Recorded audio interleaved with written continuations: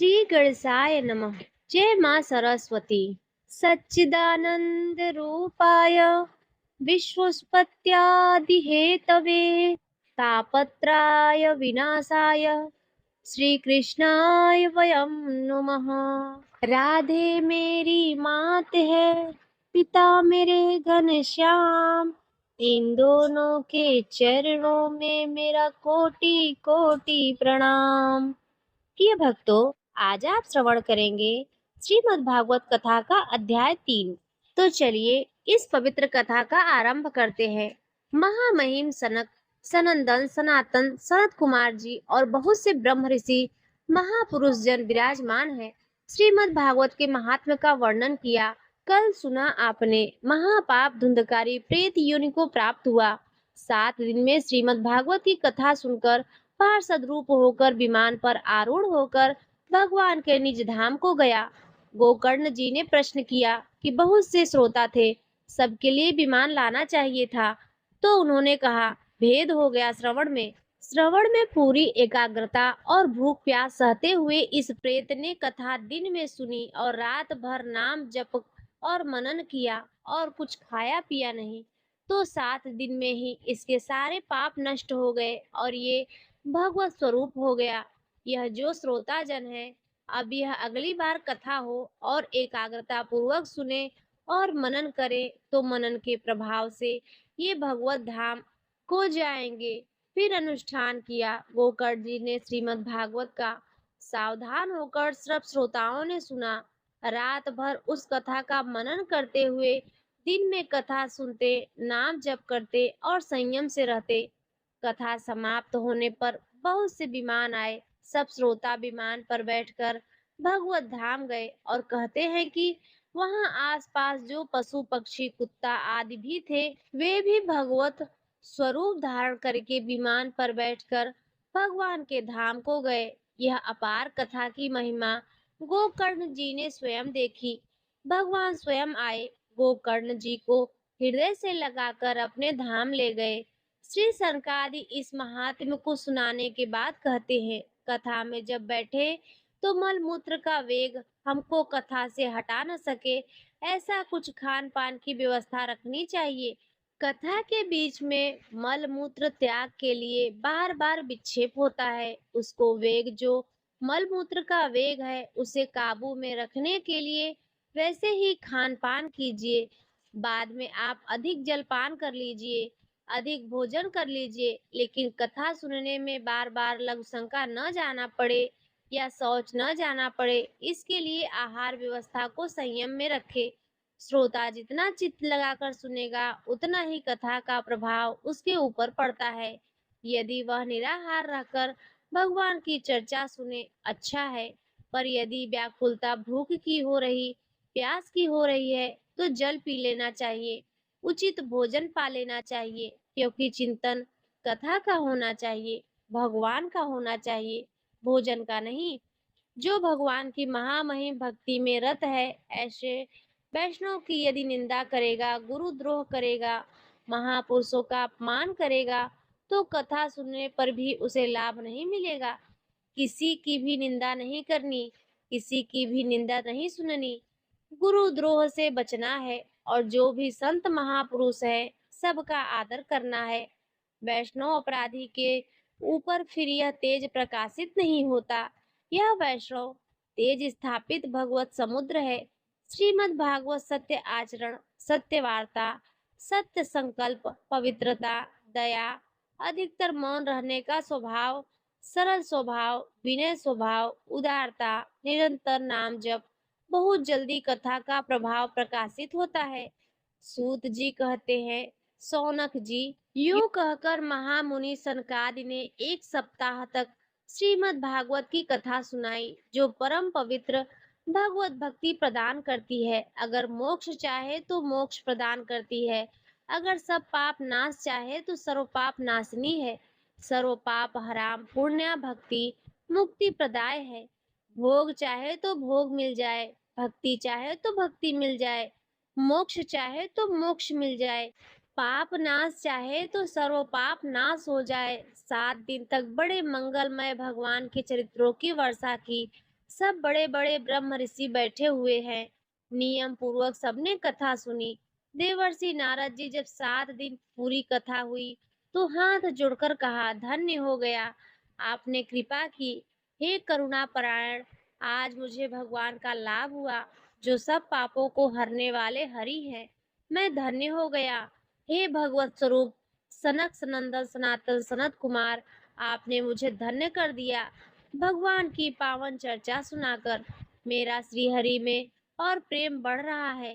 भगवान की चर्चा में नवम नवम भगवत प्रेम बढ़ता है और अनुरागी को ऐसा लगता है, 1000 बार वही सुनने पर यही लगता है कि तो नया नया स्वाद नवम नवम। आज मेरे हृदय में भगवान श्री हरि के प्रति अगाध प्रेम बढ़ रहा है। आपने जो भगवत चर्चा सुनाई, मैं सब साधनों में सर्वश्रेष्ठ साधन मानता हूँ। भगवान श्री वृंदावन बिहारी श्री कृष्ण चंद्र की प्राप्ति का भगवत चर्चा सुनी जाए, जितना अधिक भगवत चरित्र सुना जाए उतना अधिक लाभ प्राप्त होता है। सूत जी कहते हैं, नारद जी कथा समाप्त होने पर सनक सनंदन सनातन शरत कुमार की यूं ही स्तुति कर ही रहे थे कि देखा शोरगुल मच गया। पीछे से सब खड़े होने लगे। दृष्टि गई, कौन आ रहा है? तो देखा दिगंबर शरीर में कोई वस्त्र नहीं, 16 वर्ष की अवस्था, आत्मलाभ से परिपूर्ण भगवान सुखदेव जी पधार रहे हैं। उसी समय व्यास के पुत्र जो महाचंद्रमा के समान थे, कथा समाप्त होने पर अपने आत्मलाभ से परिपूर्ण होकर प्रेम के साथ भागवत का पाठ करते हुए धीरे धीरे आए। उनको देखकर सभासद सब खड़े हो गए। परम तेजस्वी भगवान सुखदेव जी को देखकर तुरंत ही उन्हें एक ऊंचा आसन दिया गया। प्रेम के साथ उनका पूजन करके जब वे सुखपूर्वक बैठ गए तो उन्होंने कहा, हे रसिक, हे भक्तजन, हे भावुक जन, मेरी वाणी सुनो। यह श्रीमद् भागवत वेद रूप कल्पतरु का परिपक्व फल है और मुझ सुखदेव रूपी सुख के मुख का संयोग हुआ है। इसमें प्रेमामृत रस भरा हुआ है। रस ही रस है इसमें, न छिलका है न गुठली है। ये रसिक और भावुक भक्तों, खूब पियो भागवत के रस रूपी घर को बार बार पियो। अपनी अपनी श्रवण इंद्रियों से इस भगवत चर्चा रूपी महा अमृत रस का खूब पान करो, बार बार पान करो। इसकी रचना भगवान श्री कृष्ण द्वैपायन व्यास देव जी ने की है। इसमें निष्काम परम धर्म का निरूपण है। इसमें बहुत जल्द शुद्ध अंतःकरण होकर सत्य वस्तु का बोध हो जाता है। जो श्रीमद् भागवत का श्रवण करता है तो दैहिक दैविक भौतिक तीनों तापों की शांति हो जाती है। जो इसका आश्रय लेता है उसे और कोई साधन करने की आवश्यकता नहीं होती, वह भगवत को प्राप्त हो जाता है। जब कभी कोई पुण्यात्मा भगवत कृपा से इसके श्रवण का पूर्ण संयोग बनता है तो उसी समय भगवान निश्चय कर लेते हैं कि अब यह मुझे अधीन कर लेगा।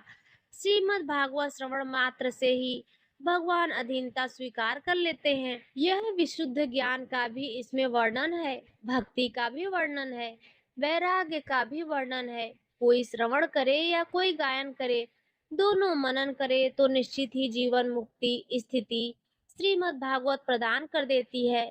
यह रस केवल मृत्यु लोक में है, न स्वर्ग लोक में है, न सत्य लोक में है, न अन्य लोकों में है। इसीलिए खूब पान करो अपनी श्रवण इंद्रियों से इस भगवत रस का। सूत जी कहते हैं, श्री सुखदेव जी महाराज ये कह रहे हैं कि उसी समय और कोलाहल हो गया। जैसे श्री सुखदेव जी के आने पर कोलाहल हुआ था, सबकी दृष्टि गई तो देखा अपने पार्षदों के सहित वनमाली भगवान श्री कृष्ण मध्य में सभा के प्रकट हो गए। अब तो और आनंद बढ़ा। बड़े बड़े महापुरुषों ने सुंदर सिंहासन स्थापित किया। भगवान विराजमान हुए, मुरली मनोहर, सबने उनकी पूजा की। अब तो कोलाहल बंद नहीं हो रहा था। इतने में देखा तो भगवान महादेव जी उमा सहित, फिर देखा तो भगवान ब्रह्मा जी। अरे आनंद ही आनंद! महादेव जी, ब्रह्मा जी, भगवान श्री हरि सिंहासन पे विराजमान।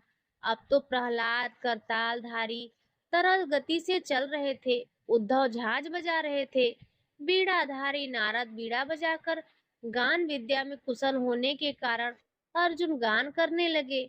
इंद्र मृदंग बजाने लगे। सनकादि बीच में जय जय घोष करने लगे और श्री सुखदेव जी महाराज नृत्य करने लगे। भाव भंगियां प्रकट कर रहे हैं और इनके बीच में भक्ति ज्ञान वैराग्य महान तेजोमय होकर नटों के समान अद्भुत भाव भंगियां प्रकट कर रहे। अलौकिक कीर्तन भगवान बहुत प्रसन्न हुए और कहा, तुम सबकी हमारे प्रति जो प्रियता, हमारे लीला चरित्र के प्रति प्रियता है, यह कीर्तन इससे मैं तुम्हारे अधीन हो गया हूँ। वरदान मांगो, तुम सब जिसकी जो इच्छा हो। भगवान के प्रति सुनकर समस्त सभा बहुत प्रसन्न हुई। प्रेम से भरकर चित्त से सबने हाथ जोड़कर कहा, भगवान हमारी यही प्रार्थना है कि भविष्य में जहाँ कहीं भी आपकी कथा हो, आपकी चर्चा हो, आप पार्षदों सहित अवश्य पधारे।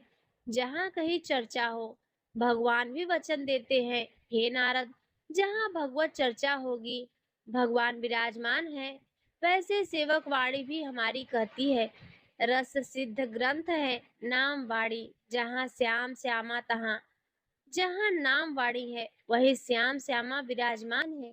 जहाँ कहीं भी भगवान की चर्चा होती है, वहाँ भगवान अपने पार्षदों के साथ विराजमान होंगे, ऐसा वरदान दिया। इसके पश्चात नारद जी ने भगवान तथा उनके पार्षदों को प्रणाम किया। फिर सुखदेव जी आदि तपस्वियों को नमस्कार किया। फिर जितने कथा अमृत पान करने के लिए सब लोग आए हुए थे, सबको सब में भगवान विराजमान है। बड़ा आनंद वर्षा हुई। कोई भी वहां ऐसा नहीं था जिसको मोह हो, सबका मोह नष्ट। सब भगवत स्वरूप में अब साक्षात ब्रह्मा जी, शंकर जी, बड़े बड़े महापुरुष और स्वयं अखिल कोटि ब्रह्मांड नायक परात्पर मुरली मनोहर लालजू महाराज का दर्शन का कोई अज्ञान रह जाएगा। सब पूर्ण काम होकर भगवत आनंद में मगन होकर जब आज्ञा हुई तो सब अपने अपने ऋषि मुनि वास स्थान की ओर गए। श्री सुखदेव जी महाराज ज्ञान भक्ति और वैराग्य को श्रीमद् भागवत में स्थापित किया। जो इसका पाठ करेगा उसके अंदर ज्ञान बढ़ेगा, वैराग्य बढ़ेगा, भक्ति बढ़ेगी और स्वयं भगवान उसके हृदय में प्रकट हो जाएंगे। भगवान ने वचन दिया और जो दरिद्र हो, दुख की ज्वाला से जल रहा हो, वासना की पिचासनी ने जिसको रौंद दिया हो, माया के जाल में जो फंस गया हो, इस संसार से जो पार जाना चाहता हो, उसे इधर उधर नहीं भटकना चाहिए। श्रीमद् भागवत की चर्चा स्वयं करे, स्वयं सुने, दो दो अध्याय, चार चार अध्याय रोज करे, बड़ा मंगल हो जाएगा। सौनक जी ने पूछा, सूत जी, श्री सुखदेव जी ने राजा परीक्षित को भागवत कथा कब सुनाई? आपने बताया गोकर्ण ने धुंधकारी को सुनाई तो कब, और सनकादि ने सुनाई तो कब? यह मेरी जानने की इच्छा है। सूत जी ने कहा, भगवान श्री कृष्ण ने स्वधाम गमन के बाद कलयुग के 30 वर्ष बीत जाने पर भाद्रपद मास की शुक्ल नवमी को सुखदेव जी ने यह कथा आरंभ की, राजा परीक्षित को सुनाई। भगवान के परम धाम जाने के बाद कलयुग के 30 वर्ष व्यतीत हो जाने के बाद, राजा परीक्षित के कथा सुनने के बाद कलयुग के 200 वर्ष बीत जाने पर आषाढ़ मास की शुक्ल नवमी को गोकर्ण जी ने धुंधकारी को कथा सुनाई और कलयुग के 230 वर्ष निकल जाने के बाद कार्तिक शुक्ल नवमी को सनकादि ने यह कथा आनंद घाट हरिद्वार में सब ऋषियों के समक्ष सुनाई। जो आपने पूछा मैंने उत्तर दे दिया। कलयुग में भगवत प्राप्ति की रामबाण औषधि, भगवान की चर्चा, भगवान का नाम जप। संत जन आप लोग आदर पूर्वक इस भगवत कथा का अमृत का पान कीजिए। यह श्री कृष्ण को अत्यंत प्रिय, संपूर्ण पापों का नाश करने वाला, मुक्ति का एकमात्र कारण, प्रेम भक्ति को बढ़ाने वाला श्रीमद् भागवत महापुराण की चर्चा आपको पूर्ण कर देगी। जिसके कानों में थोड़ी सी भी भागवत की चर्चा पड़ रही है तो यमराज जी कहते हैं यमदूतों से कि भूल कर उनके पास मत चले जाना। जिनके कानों में सुख शास्त्र श्रीमद् भागवत की थोड़ी भी चर्चा पड़ गई है, मेरी शक्ति नहीं है कि भगवत चर्चा सुनने वाले को मैं दंड दे सकूं।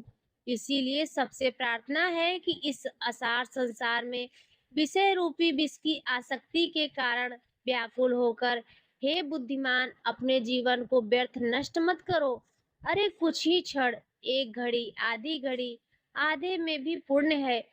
सुख कथा के तुलनीय अमृत को पियो। थोड़ी देर बैठकर चैन से भगवान का नाम जप लो। थोड़ी देर भगवान की चर्चा कर लो। यही सार है इस कथा का। अमृत का पान करो। भाइयों, यह निंद्य प्रपंच की वार्ता करके अपने हृदय को मलिन करके क्यों भटक रहे हो? जब भगवान की चर्चा कान में जाती है तो सब वासनाओं का नाश करके भगवत भक्ति मुझको इसको प्रकाशित करती है। जिसके गले से, कंठ से भगवान की चर्चा का संबंध, जिसके कानों से भगवान की चर्चा का संबंध, उसका वैकुंठ में संबंध हो जाता है। सौनक जी, मैंने अनेक शास्त्रों में पढ़ा है, वो रहस्य देखा है, सिद्धांतों का निचोड़ किया है।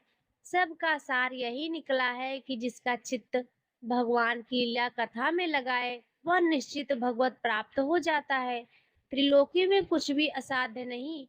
जिनको भगवान में प्रीति है, नाम में, लीला कथा गायन में, लीला कथा श्रवण में, जिससे इस जगत की सृष्टि होती है, इसकी स्थिति पालन होती है, जिससे इसका नाश होता है। ध्यान रखो, परमात्मा से इसका सृजन होता है, परमात्मा इसका पालन करता है और परमात्मा ही इसका संहार करता है। जो सद्विवेकी जन है वे संहार में भी भगवान की पवित्रता लीला को देखते हैं, क्योंकि जैसे सृजन वैसे ही पालन, वैसे ही संहार। समस्त असत पदार्थों में वह पृथक भी है और समस्त असत पदार्थ जो दिखाई दे रहे हैं उसमें भरा भी है। बड़ा विचित्र तत्व है, सबसे परे है और सब में भरे। जब जड़ नहीं वह चैतन्य नहीं, पर वह जड़ में भी है, वह चैतन्य में भी। वह परतंत्र नहीं है, पर वह परम स्वतंत्र है। परम स्वतंत्र होते हुए भी अपने भक्तों के अधीन हो जाते हैं। वह स्वयं प्रकाश है, सबका परम प्रकाशक है। जो ब्रह्मा अथवा हिरण्यगर्भ नहीं, प्रत्युत उन्हें भी अपने संकल्प से जिसने प्रकट किया, उनको वेद ज्ञान का दान किया, जिसके संबंध में बड़े बड़े विद्वान मोहित हो जाते हैं। जैसे तेजोमय सूर्य रश्मियों में जल का जब गंगा के किनारे देखा, प्रातःकालीन किरणें ऐसी पड़ती जो बालू में लगता निर्मल जल भरा हुआ है, और जल में स्थल का और स्थल में जल का भ्रम हो जाता है। वैसे ही त्रिगुणमयी माया ने भ्रम पैदा कर दिया। जागृत, स्वप्न, सुषुप्ति रूपा यह जड़ चैतन्य रूपा यह सृष्टि है नहीं। वह परमात्मा जिसकी अधिष्ठान सत्ता से यह नाशवान परिवर्तनशील संसार सत्य प्रतीत हो रहा है, उस अपनी स्वयं प्रकाश ज्योति से सर्वदा और सर्वथा माया और माया कार्य से पूर्णता मुक्त रहने वाले परम सत्य स्वरूप परमात्मा का हम ध्यान करते हैं। वह एक ही परमात्मा है जिसकी सत्ता से यह नाशवान और परिवर्तनशील संसार सत्य प्रतीत होता है। हम उस परम सत्य स्वरूप परमात्मा का ध्यान करते हैं और उन्हें प्रणाम करते हैं, जो अपने स्वयं प्रकाशित ज्योति से हमेशा माया और उसके कार्यों से पूरी तरह मुक्त रहते हैं। एक बार भगवान विष्णु और देवताओं के परम पवित्र क्षेत्र नैमिषारण्य में शौनकादि ऋषियों ने भगवान की प्राप्ति की इच्छा से एक विशाल यज्ञ का अनुष्ठान किया, जिसे पूरा होने में 1000 वर्ष लगने वाले थे। एक दिन प्रातः काल के नित्य कर्मों से निवृत्त होकर उन्होंने सूत जी उग्र श्रवा का पूजन किया और उन्हें ऊंचे आसन पर बैठाकर बड़े आदर से प्रश्न किया। यह वही सूत जी है जो रोमहर्षण के पुत्र हैं, जिन्हें बलराम जी ने उनके अपराध के कारण परम पद पहुंचा दिया था। रोमहर्षण के चले जाने पर उनके पुत्र उग्रश्रवा ने ही व्यास जी द्वारा रचित महाभारत और पुराणों की कथा कहने का कार्य संभाला। ऋषियों ने सूत जी से कहा, आप निष्पाप हैं और आपको सभी इतिहास, पुराण, धर्मशास्त्र और सिद्धांतों का ज्ञान है। आप वेद ज्ञाताओं में श्रेष्ठ हैं। श्री व्यास देव जी ने और अन्य मुनियों ने भी कुछ जाना है, वह सब ज्ञान आपको है। आपके सरल और शुद्ध हृदय के कारण ही आपको यह ज्ञान कृपा से प्राप्त हुआ है। गुरुजन अपने प्रिय शिष्य को अपने हृदय के गुप्त से गुप्त रहस्य भी बता देते हैं। ऋषियों ने आगे पूछा, आप कृपा करके हमें बताइए कि सभी शास्त्रों, पुराणों और उपदेशों में कौन सा ऐसा सरल साधन है जिससे कलयुग का जीव आसानी से भगवान को प्राप्त कर सके। इस युग में लोगों की आयु कम है, वे आलसी और मंदबुद्धि हैं, उनके जीवन में विघ्न बाधाएं बहुत हैं और शास्त्र भी इतने अधिक हैं कि उन्हें पढ़कर सही निर्णय लेना कठिन है। इसीलिए आप ही हमें ऐसा सरल साधन बता दें जिससे अंतःकरण शुद्ध हो और भगवान की प्राप्ति हो। ऋषियों ने सूत जी से पूछा, आप जानते हैं कि भगवान श्री कृष्ण यदुवंशियों के रक्षक हैं और भक्तों से प्रेम करने वाले हैं। वे वसुदेव की पत्नी देवकी के गर्भ से प्रकट हुए, तो उनके इस अवतार का रहस्य क्या था, हम उसे सुनना चाहते हैं। भगवान जीवों के परम कल्याण और प्रेम की समृद्धि के लिए ही अवतार धारण करते हैं। सूत जी ने उत्तर दिया, जो जीव जन्म मृत्यु के इस भयानक चक्र में फंसा हुआ है, उसका कल्याण तब तक नहीं हो सकता जब तक वह भगवान का नाम नहीं जपेगा। यदि जीव को भगवान के मंगलमय नाम जप का सौभाग्य मिल जाए तो उसकी बहुत जल्दी मुक्ति हो जाती है, क्योंकि भय भी भगवान से डरता है। ऐसा ही भगवान का नाम जप करने वाला निर्भय हो जाता है। परम विरक्त और शांत मुनिजन भगवान के चरणों की शरण में रहते हैं, अतः उनके स्पर्श मात्र से संसार के जीव पवित्र हो जाते हैं। जो संतजन नाम जप करते हैं और भगवान के शरणागत हैं, उनके दर्शन और स्पर्श से ही जीव के पाप नष्ट हो जाते हैं। उन्होंने आगे कहा, गंगा का जल बहुत दिनों तक नियम पूर्वक सेवन करने पर कहीं जाकर पवित्रता प्रदान करता है, लेकिन भगवान के भक्त जो नाम जाप करते हैं और लीला चरित्र का गायन करते हैं, उनके दर्शन और मुख से लीला सुनने मात्र से ही पाप, संताप और दीनता तत्काल दूर हो जाते हैं। भगवान का पवित्र यश जो कलयुग के पापों को हरने वाला है, उसे कौन ऐसा होगा जो सुनना न चाहे। भगवान अपनी योग माया से, अपनी इच्छा से लीलाएं करते हैं। हमें उनकी लीलाएं सुनने से कभी तृप्ति नहीं हो सकती, क्योंकि हर कदम पर ऐसा नया आनंद मिलता है। सूत जी ने कहा कि भगवान श्री कृष्ण ने इस लोक में ऐसी चेष्टाएं की मानो वे मनुष्य हों, लेकिन उन्होंने बलराम जी के साथ ऐसी लीलाएं की जो केवल भगवान ही कर सकते हैं। यह कलयुग है और हम ऋषियों ने लंबे समय तक चलने वाले यज्ञ का संकल्प लिया। इस समय आप जैसे कथा सुनाने वाले हम 88,000 ऋषि सुनने वाले मिल गए हैं। यह ऐसा है जैसे किसी को पार जाने के लिए नौका और नाविक दोनों मिल गए हों। व्यास जी कहते हैं, शौनक आदि ऋषियों ने प्रश्न करने पर रोमहर्षण के पुत्र उग्रसवा को बहुत आनंद हुआ।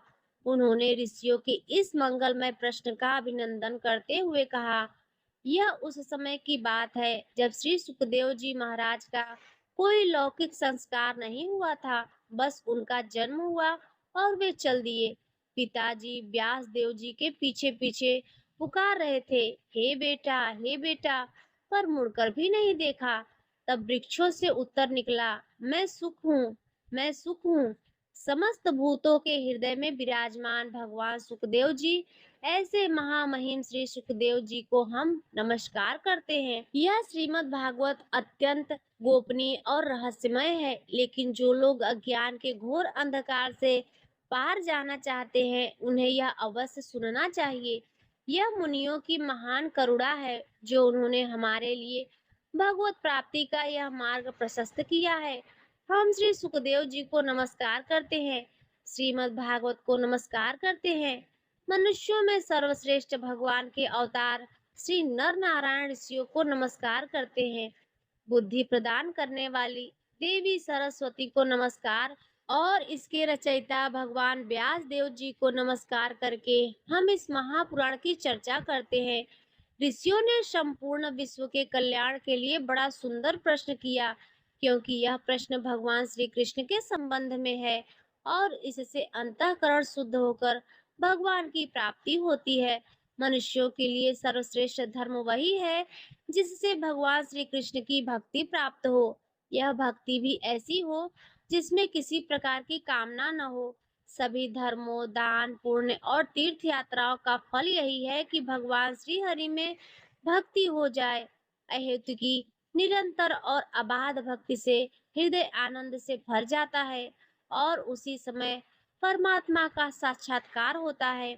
जब चित्त भगवान की भक्ति से जुड़ता है तो अद्भुत ज्ञान, वैराग्य और प्रेम स्वयं ही प्रकट हो जाते हैं। यदि धर्म का ठीक ठीक अनुष्ठान करने पर भी हृदय में भगवान की लीला चरित्र के प्रति प्रेम न हो तो वह सारा प्रयत्न व्यर्थ है। धर्माचरण का फल भगवान की कथा में प्रेम हो जाना, यदि नहीं तो वह केवल परिश्रम ही है। जीवन का उद्देश्य तत्व प्राप्ति, तत्वबोध और भगवत प्राप्ति है। ज्ञानी जन उस एक तत्व को ब्रह्म कहते हैं, योगी जन परमात्मा कहते हैं और भक्त जन भगवान कहते हैं। वह एक ही तत्व है जो सब में विराजमान है। जैसे जैसे हम भगवत चर्चा सुनते हैं वैसे वैसे हमारा चित्त प्रभु से जुड़ता जाता है और जब चित्त प्रभु से जुड़ता है तो ज्ञान, वैराग्य, भक्ति और तत्वबोध सब स्वतः ही आ जाते हैं। सूत जी ने कहा कि जो लोग धन, ऐश्वर्य, संतान की कामना से भूत प्रेतों की पूजा करते हैं वे भूत प्रेत ही बनते हैं, क्योंकि उनका स्वभाव उन्हीं जैसा हो जाता है। हमें किसी की भी निंदा नहीं करनी चाहिए, लेकिन राक्षसी स्वभाव वाले लोगों से दूर रहना चाहिए और उनकी उपासना नहीं करनी चाहिए। वेदों का तात्पर्य भगवान श्री कृष्ण में है, यज्ञों का उद्देश्य भगवान श्री कृष्ण है, योग भगवान श्री कृष्ण है, समस्त कर्मों की समाप्ति भगवान श्री कृष्ण में है। ज्ञान से ब्रह्म स्वरूप भगवान श्री कृष्ण को ही जाना जाता है। तपस्या से भगवान श्री कृष्ण की प्रसन्नता प्राप्त हो जाती है और धर्म के अनुष्ठान से सभी साधनों की गति भगवान श्री कृष्ण में ही समा जाती है। इसीलिए हमें अपने मन को घसीटकर सर्वलोक महेश्वर, जिन्हें परमात्मा, ब्रह्म और भगवान कहा गया है, उन श्री हरि में ही लगाना चाहिए। भगवान द्वारा ही इस सृष्टि की रचना हुई, इसका पालन होता है और इसका लय होता है। वे ही विभिन्न रूप धारण किए हुए हैं। सूत जी कहते हैं कि सृष्टि के आरंभ की कोई निश्चित तिथि नहीं है, क्योंकि यह माया अनिर्वचनीय है। जब भगवान ने अनेक रूपों में प्रकट होने की इच्छा की तो महातत्व आदि से 16 कलाएं प्रकट हुई। 5 कर्मेंद्रिय, 5 ज्ञानेंद्रियां, एक मन, अंतःकरण चतुष्टय और 5 महाभूत आकाश, वायु, अग्नि, जल, पृथ्वी और उनकी तन्मात्राएं, शब्द, स्पर्श, रूप, रस और गंध। उन्होंने जल में शयन किया और कुछ समय बाद उनकी नाभि से एक कमल प्रकट हुआ। उस कमल में प्रजापतियों के अधिपति भगवान ब्रह्मा जी प्रकट हुए। उन्होंने चारों तरफ देखा और दिव्य दृष्टि से यह जानने का प्रयत्न किया कि वे कौन हैं और कहां से आए हैं। भगवान ने उस विराट रूप में ही समस्त लोकों की कल्पना हुई। समस्त लोग भगवान में विराजमान है और भगवान सब में विराजमान है। जिसे यह ज्ञान हो जाता है वह भगवत प्राप्त हो जाता है। योगी जन दिव्य दृष्टि से भगवान के विराट स्वरूप का दर्शन करते हैं, जिसके हजारों पैर, हजारों जांघें, हजारों भुजाएं, हजारों मुख और हजारों सिर है। इसी विराट पुरुष से अनेक अवतारों और देवी देवताओं, पशु पक्षियों, मनुष्य आदि योनियों की सृष्टि हुई है। तो सबसे पहले कुमार सर्ग में सनक सनंदन सनातन सनत कुमार प्रकट हुए। सबसे पहले कमल, कमल से ब्रह्मा और फिर ब्रह्मा जी ने जो पहले सृष्टि की तो सबसे पहले सृष्टि में प्रकट हुए सनक, सनंदन, सनातन, सनत कुमार, ये चारों ब्रह्म ऋषि जब अवतार लिए तो सृष्टि रचना से बिल्कुल अलग नियम प्रकट होते हुए अखंड ब्रह्मचर्य निरंतर हरि शरण में उदासीन जगत से दूसरी बार इस संसार के कल्याण के लिए समस्त यज्ञों के स्वामी भगवान ने जो रसातल में पृथ्वी विराजमान थी उसको लाने के लिए वराह अवतार धारण किया। ऋषियों की सृष्टि में देवर्षि नारद के रूप में तीसरा अवतार धारण किया।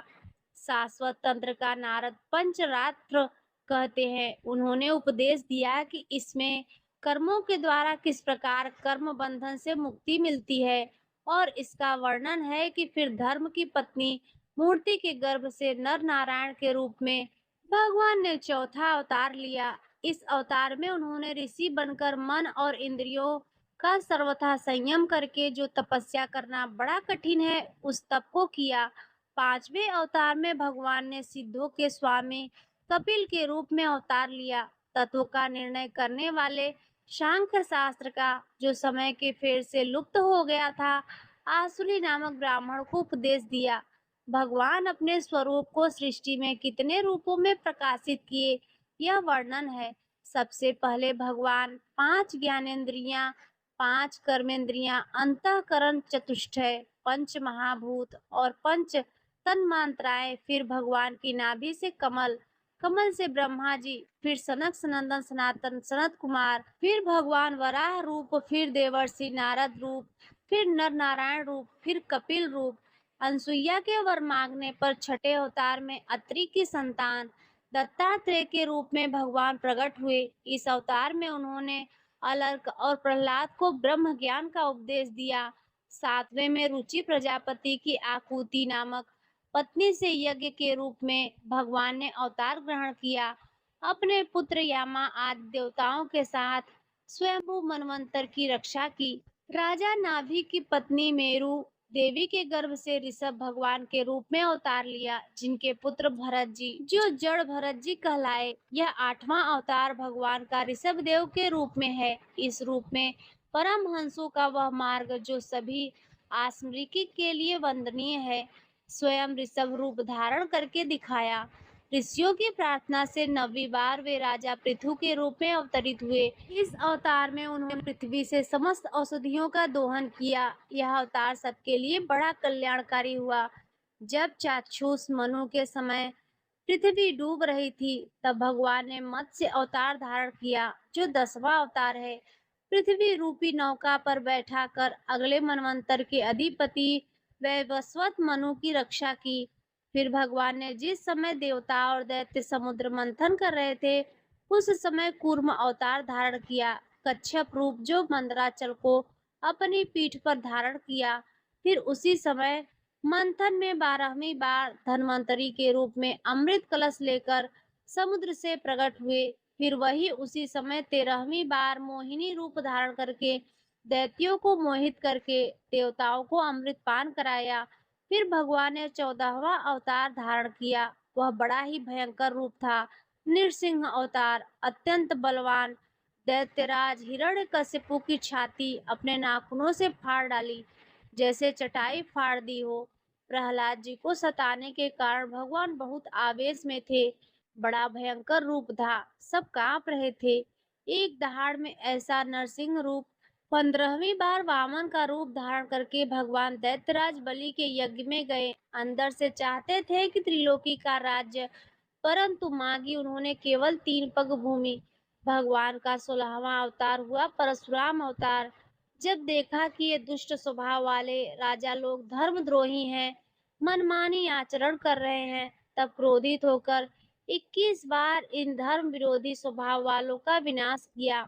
उसके बाद 17वें अवतार में सत्यवती के गर्भ से पराशर जी के द्वारा वे श्री कृष्ण द्वैपायन भगवान व्यास देव जी के रूप में अवतरित हुए। उस समय लोगों की समझ में और धारणा शक्ति कम देखकर आपने वेद रूपी वृक्ष की कई शाखाएं बना दी। 18वीं बार देवताओं का कार्य पूरा करने की इच्छा से भगवान ने राजा राम के रूप में अवतार धारण किया। इसमें उन्होंने समुद्र पर सेतु बांधा और रावण का वध किया। ये सब भगवान मर्यादा पुरुषोत्तम श्री रामचंद्र जी की मंगलमय लीलाएं थी। 19वें और 20वें अवतार में भगवान ने यदुवंश में बलराम और श्री कृष्ण के नाम से अवतार लिया। इसके बाद कलयुग के आने पर मगध देश बिहार में देवताओं से द्वेष करने वाले दैत्यों को मोहित करने के लिए भगवान ने अजन के पुत्र के रूप में बुद्ध का अवतार लिया। इसके बहुत बाद जब कलयुग का अंत होगा, जब सब लुटेरे हो जाएंगे और कोई किसी का रक्षक नहीं रहेगा, तब विष्णु यश नामक ब्राह्मण के घर कल्कि के रूप में भगवान प्रकट होंगे। यहाँ 22 अवतारों की गणना की गई है, परंतु भगवान के 24 अवतार प्रसिद्ध हैं। कुछ विद्वान 24 की संख्या इस प्रकार पूरी करते हैं: राम और कृष्ण के अतिरिक्त 20 अवतार तो ऊपर बताए गए हैं, शेष 4 अवतार भगवान श्री कृष्ण के ही अंश हैं। स्वयं श्री कृष्ण तो पूर्ण परमेश्वर है, वे अवतार नहीं अवतारी हैं। इसीलिए श्री कृष्ण को अवतारों की गणना में नहीं गिना जाता। उनके 4 अंश हैं।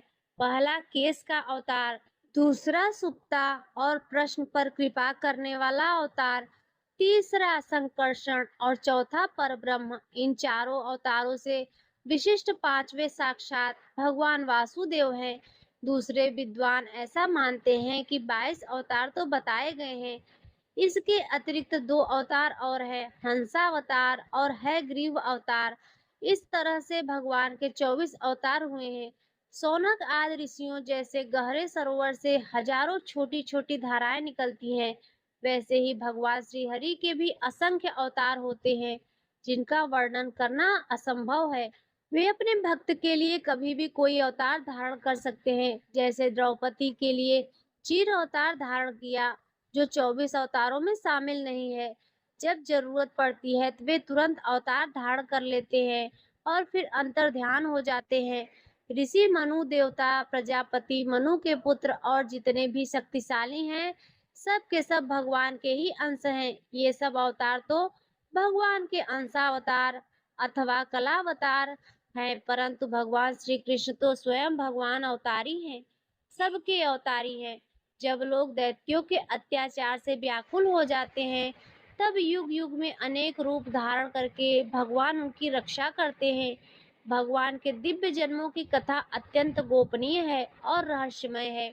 जो मनुष्य एकाग्र मन से नियम पूर्वक प्रातः काल या सायंकाल इस कथा को सुनेगा, वह समस्त दुखों और पापों से मुक्त हो जाएगा। प्राकृतिक स्वरूप से रहित चेतन स्वरूप भगवान का जो यह स्थूल संसार रूप है, यह उनकी माया के गुणों से ही उन्हीं में कल्पित है। जैसे बादल वायु के सहारे रहते हैं, धूल में धूसरता होती है, और पर अज्ञानी मनुष्य बादलों को आकाश में और धूसरता को वायु में आरोपित करते हैं, वैसे ही अविवेकी पुरुष सबके साक्षी आत्मा में इस स्थूल दृश्य जगत का आरोप करते हैं।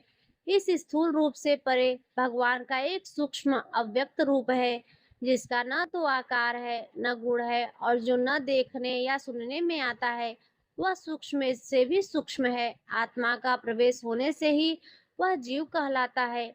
यह बात समझिए, इस आकार आदि से अलग भगवान का एक सूक्ष्म स्वरूप है। वह देखने में आता है, न सुनने में आता है, न पकड़ में आता है। उसी सूक्ष्म स्वरूप को आत्मा कहा गया है। और जब वही आत्मा अपने स्वरूप को भूलकर शरीर का अभिमान कर लेती है, तो उसे जीव कहते हैं, और इसी शरीर अभिमानी का बार बार जन्म मरण होता है। वह कौन है? वही है, वही हमें यह समझना है। जब गुरु की कृपा से आत्म स्वरूप का बोध हो जाए और स्वरूप में मैं का भाव हट जाए, उसी समय जीवन मुक्त होकर ब्रह्म स्वरूप हो जाते हैं। तत्वज्ञानी लोग इस रहस्य को जानते हैं। यह बुद्धि परमेश्वर की साक्षात माया है। यह जीव इसी बुद्धि में आसक्त होकर दुर्गति को प्राप्त हो रहा है। जैसी बुद्धि निर्णय करती है, वैसा ही वह करता है। इसीलिए वह बंधता चला जाता है। और वह जीव है कौन? बोले परमानंद स्वरूप साक्षात परमात्मा। जब गिद्ध अपने शरीर को छोड़ता जाता है, तो कौन सा रूप लेता है? हरि का रूप। भगवान के धाम में कौन सा रूप? हरि का रूप। निकुंज में प्रिया जी का प्रतिबिंब रूप। उसी समय जीव परमानंद स्वरूप को प्राप्त हो जाता है, जब वह बुद्धि से अपना संबंध हटा देता है। बुद्धि में फंसकर जीव अनेकों योनियों में रमण कर रहा है, कभी सुअर, कभी कुत्ता, कभी गधा, कभी क्या क्या। इसीलिए तत्वज्ञानी लोग जानते हैं कि इस परमात्मा की माया का नाम बुद्धि है। इस बुद्ध रूपी माया से बच जाए। जितनी भी जेलें भरी है, जितने भी अपराध हैं, सबकी सलाहकार यह बुद्धि है। भगवान कहते हैं, मुक्त होना है तो बुद्धि को मुझ में अर्पित कर दो। वास्तव में कोई जन्म मरण नहीं होता, यह सब एक बड़ा स्वप्न चल रहा है। भगवान कृपा करे कि तुम जाग जाओ, तो तुम भी यही बोलोगे जैसा शास्त्र में लिखा है। तो क्या करे? बोले, हृदय में बैठे भगवान की उपासना करो, उनकी आराधना करो, तो तुम्हारे अंदर ज्ञान जागृत हो जाएगा और तुम जाग जाओगे। भगवान की लीला अमोघ है। उन्हीं की लीला से सृजन होता है, पालन होता है और संहार होता है। किंतु भगवान किसी में आसक्त नहीं होते, न सृजन में, न पालन में, न संहार में। बोले, भगवान को दुख नहीं होता जब कोई मर रहा होता है? नहीं होता है क्यों? आप फिल्म देखते हैं, आपको दुख होता है क्या? एक नाटक चल रहा है, यहाँ तो कम से कम दो चार भूमिकाएं हैं। एक हीरो है, एक हीरोइन है, एक खलनायक है और कई लोग हैं। पर यहाँ तो एक ही सब कुछ बना हुआ है। यहाँ पर्दा भी वही है, नाटक मंच भी वही है, निर्देशक भी वही है, पात्र भी वही है और दर्शक भी वही है। यह एक अद्भुत रहस्य है। जो यह जान लेता है उसे स्वप्न में भी मोह नहीं होता। तो क्या करें? जैसे तुम नाटक या फिल्म देखते हो कि सब कुछ जल गया है, नष्ट हो गया है, सब मर गए हैं, तो क्या तुम आंसू पोंछते हुए निकलते हो? नहीं, हंसते हुए निकलते हो। कोई पूछे इतनी जोर की मार काट मची थी, तो तुम कहोगे, अरे यार, नाटक चल रहा था। यह जगत भी एक नाटक है। वहां तो दूसरे के द्वारा नाटक चल रहा था, यहाँ तो अपने आप से अपने आप में खेल रहा है। वह अपने आप से अपना सृजन कर रहा है, अपने आप में अपना पालन कर रहा है और अपने आप से ही अपना संहार कर रहा है। उसे बिल्कुल दुख नहीं होता। जिस तत्व के जान लेने के बाद संसार खो जाता है, वह कैसे जागेगा? जैसे जागने पर स्वप्न का भ्रम दूर हो जाता है, वैसे ही जागृत होने पर सृष्टि, रचना, पालन और संहार सब समाप्त हो जाता है। वही वसुदेव भगवान विराजमान है। न कोई जन्मता है, न कोई मरता है, न कोई बढ़ता है, न कोई घटता है। यह सब स्वप्न है। उमा कहती है, मेरा अनुभव यह है, हरि का भजन सत्य है और जगत सब स्वप्न है। जैसे स्वप्न में कोई सिर काट दे तो बिना जागे दुख नहीं होता, जागना पड़ेगा भाई। स्वप्न देख रहे हो, भगवत लीला का गायन और भगवान का नाम जप, इससे आप भगवान की कृपा का अनुभव करेंगे। तब आप समझ पाएंगे कि भगवान की करामात क्या है। यह एक करामात है, एक बड़ा जादूगर अपने आप से, अपने आप में सब जादूगर है और जादू कर रहा है। कैसा रूप है! सबकी आंखें एक ही जगह है, माथे के नीचे, आंखों के नीचे नाक, नाक के नीचे मुंह, और इतने लोग हैं फिर भी सब पहचाने जाते हैं। कैसा ब्रह्मा जी का छापा खाना है! सब अलग अलग हैं और सब में एक ही है और एक ही सब बना हुआ है।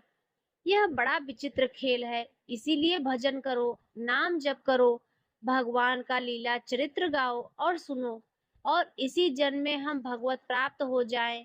भगवान के नाम में बड़ी ताकत है।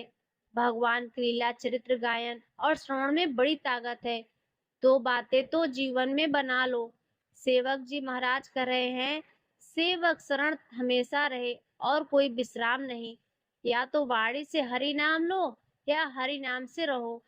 हम भगवत चर्चा कर रहे हैं या सुन रहे हैं या नाम जप कर रहे हैं, बाहरी शरीर से जो भी क्रियाएं करते हैं, तो नौकरी, व्यापार, किसानी, सब भगवान का गुणगान और भगवान का नाम जाप करो, सीधे भगवत प्राप्ति हो जाएगी। नहीं तो एक बड़ा भारी जादू फैला है। पूरी जिंदगी निकल गई, 10-10 साल, 50-50 साल, 60-60 साल के हो गए, सब निकल गई। लालसा था कि भोग से सुखी हो जाऊं, कुछ इकट्ठा कर लूं, और बनते बनते बिगड़ गए और सब दब गए, राख बन के दब गए। पता नहीं फिर आगे क्या होगा। सावधान, बड़ा जादू का तमाशा है, बहुत जादू है। भगवान की माया ने ऐसा जादू डाला है कि पूरी जिंदगी निकलती जा रही है। होश में नहीं आने दे रहे हैं, होश में नहीं आ रहे हो कि मैं कौन हूँ, हमारा लक्ष्य क्या है। यही दिखाया गया है। लड़का, बच्चा, रुपया, पैसा कमाओ, खाओ, मौज मस्ती करो, अंदर से खोखला हो, ऊपर से सजने में कुछ नहीं होगा। सच्चिदानंद भगवान का नाम और लीलाओं का गायन, यह तुम्हें असली सौंदर्य प्रदान करेगा। असली सौंदर्य भगवत स्वरूप होकर भगवान के धाम में जाना है। यह बाहरी दिखावे से कुछ नहीं होने वाला। यह हमें तो लगता है कि हमारी प्रार्थना यह मान ली जाए। भूल में मत पड़ो, असलियत में तुम नहीं हो। तुम्हें सवारी मिली है भगवत प्राप्ति के लिए। अगर सावधान रहे तो ठीक, और नहीं तो समय निकल गया। मन पछताए अवसर बीते। खूब नाम जप करो, भगवत चरित्र सुनो और मस्ती से भगवान के आश्रित होकर जगत की सेवा करो। जिसको जो कर्तव्य मिला है, किसानी, व्यापार, नौकरी, राष्ट्र सेवा, समाज सेवा, परिवार सेवा, ये सब भगवान को प्रसन्न करने वाली है। कहीं भागने की जरूरत नहीं है। जो जहाँ हो वही भगवान के मानकर जाप करो। लीला चरित्र गाओ और सुनो। पक्की बात कह रहे हो कि जिसके कान में भगवान की चर्चा चली गई, यमराज जी यमदूतों से कहते हैं कि भूल कर भी उनकी तरफ मत जाना, उनकी तरफ देख मत लेना, क्योंकि वे भगवान की चर्चा सुन रहे हैं। आप जो रोज सुन रहे हो, यदि घड़े में छेद न हो तो बहुत जल्दी भर जाएगा, पर अगर छलनी में हो गई तो दोष पानी को दोगे। इन छेदों को बंद कर दो, तो यह जो कथा अमृत है, यह जो नाम अमृत है, यह उफान में आ जाएगा और सारे विकार नष्ट हो जाएंगे। एक बार हिम्मत करके निकलो भाई, हम सब भगवान की शरण में है। एक बार इस माया प्रपंच से निकलो, नाम जप निरंतर करते रहो, देखना आपकी आध्यात्मिक उन्नति कैसी होती है। नाम जप पकड़ लिया, जीत गए। जीत गए। लीला चरित्र तो हर समय हम नहीं सुन सकते, हर समय नहीं गा सकते, हर समय सहयोग नहीं मिल सकता, लेकिन नाम हर समय। और जब चरित्र सुनने और कहने का समय मिले तो खूब उदार हृदय से सुनो और गाओ भगवान की लीला और कथा। यह हृदय को बड़ा आनंद प्रदान करने वाली, मोह और मन का नाश करने वाली, भगवान की परम पद प्रदान करने वाली। धुंधकारी जैसा पापी 7 दिन में भगवान के परम पद का अधिकारी हो गया। आप धाम में बैठकर रोज चर्चा सुन रहे हैं। अब आपको संशय है क्या? पर विमान तो यहाँ नहीं आएगा, यहाँ तो बस ऐसे जाना है। दरवाजा खुला है, अंदर गए। यहाँ विमान नहीं आएगा। विमान की आशा में मत रहना। यह तो वृंदावन धाम है। बस यही वर्दी छूटी, पोशाक दूसरी मिली और श्री जी के पास चले गए। यही तो जाना है, यही पास में है, बस दरवाजा खुलना है। दरवाजा खुला, दिव्य वृंदावन चल सखी अब। यहाँ ऐसे 4 पार्षद विमान इस आशा में वृंदावन धाम है। यही हम तो घर आ चुके हैं। अरे लाखों माला जो भजन का प्रभाव बाहर है, एक माला का यहाँ है, धाम है यहाँ। थोड़ी चर्चा, थोड़ा भजन, थोड़ा सत्कर्म, थोड़ी सेवा बड़ा लाभ प्रदान करती है। कहाँ बैठकर सुन रहे हो? बोलो। नैमिषारण्य में सुन रहे हैं, वो हरिद्वार में सुन रहे हैं। ये सब भगवान के रचित तीर्थ है। नैमिषारण्य तीर्थ जानते हो क्यों? सुदर्शन चक्र के प्रभाव से। और यहाँ स्वयं भगवान लीला में रहते थे, आगे रहते रहेंगे। प्रिया प्रियतम का घर है यह। बस ट्रांसफर होगा, शरीर छूटा और निकुंज पोशाक मिलेगी। चल सखी प्रिया जी के पास। अनंत जन्मों की सच्ची बात मानो, हम भूल गए जैसे पिछले जन्म में हमारे कौन माता पिता थे। पता नहीं, बिल्कुल पता नहीं। ऐसे हमारे असली परिवार के जन हैं प्रिया प्रीतम। हम भूलकर माया में फंस गए। जिस समय आपको दृष्टि मिलेगी तो आप चिल्लाकर रो पड़ेंगे। जैसे अपने माता पिता को पहचान ले तो कैसा लगता है। ऐसे असली परिवार आए हैं। आपने हरि को हंस के गले लगाया। बड़ा भाग्य है जो वृंदावन पाया। अब बस घर जाना है, अपने घर जाना है और कुछ नहीं रह गया। समय व्यतीत करो, जीवन की सांसें खत्म हो रही है और अपनी श्री जी के पास चलो। विश्वास पक्का रखना। विश्वास में डगमगाए जो साधन बल से नहीं। ही तो ध्रुव कहते हैं जो विश्वास है उसी से बात सुधरेगी, नहीं तो माया के रास्ते में टक्कर खाते फिरोगे। निरंतर नाम जप करो और जितना बन सके उतना परोपकार करो, दूसरों का हित करो, बड़ा आनंद रहेगा। शेष कथा अगले अध्याय में आप लोग सुनिएगा। तो प्रेम से बोलिए राधे कृष्णा भगवान की जय। प्रिय भक्तों, यह अध्याय यहीं पर संपन्न हुआ। यदि आज की कथा आपको पसंद आई हो तो वीडियो को लाइक करना ना भूलें। चैनल पर यदि पहली बार आए हो तो सब्सक्राइब भी कर लें और कमेंट में जय श्री राधे कृष्णा अवश्य लिखें।